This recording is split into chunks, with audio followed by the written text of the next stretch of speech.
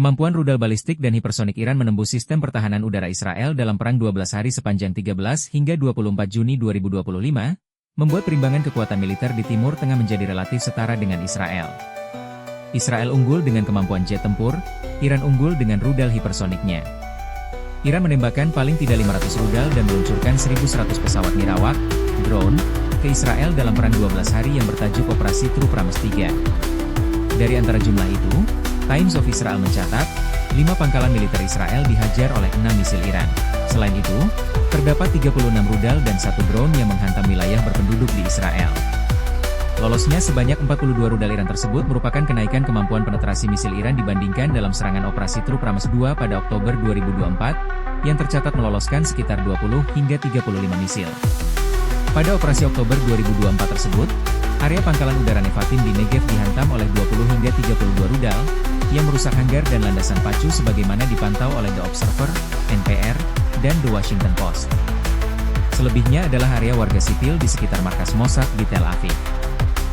Jumlah yang secara aktual diperoleh media dari pengamatan terhadap dampak kerusakan masif dalam citra-citra satelit itu menunjukkan bahwa klaim Israel bahwa mereka hanya mengalami sedikit kerusakan adalah upaya menutupi tingkat kerugian yang diderita di depan publik.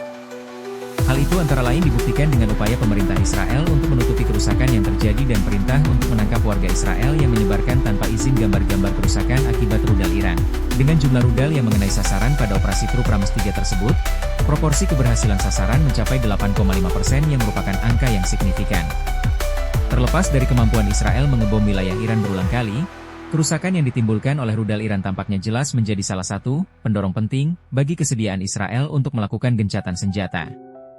Di sisi lain, secara tidak disengaja kini Iran memiliki senjata andalan penggentar non-nuklir yang sudah cukup untuk membuat Israel berpikir 2 kali saat akan menyerang Iran. Seperti diketahui, Israel sudah berkali-kali melakukan preemptive strike atau serangan pendahuluan terhadap negara yang dianggap bermusuhan. Serangan seperti yang terjadi pada Perang Arab-Israel tahun 1967, penyerangan reaktor Osirak Irak 1981, berbagai serangan ke Suriah dan dalam menyerang fasilitas pengayaan nuklir Iran Juni 2025, merupakan taktik Israel untuk melumpuhkan negara-negara yang dalam keadaan damai, memiliki kekuatan militer total yang jauh lebih besar daripada Israel. Dalam berbagai serangan pendahuluan pada masa lalu, negara-negara tersebut tak memiliki sumber daya alutsista cadangan jika serangan itu melumpuhkan kemampuan militer mereka. Dalam kasus serangan ke Iran, terbukti hingga hari terakhir perang pada 24 Juni 2025, Iran masih mampu mengirim rudal-rudal balistik yang berkemampuan tinggi sehingga membuat Israel kerepotan.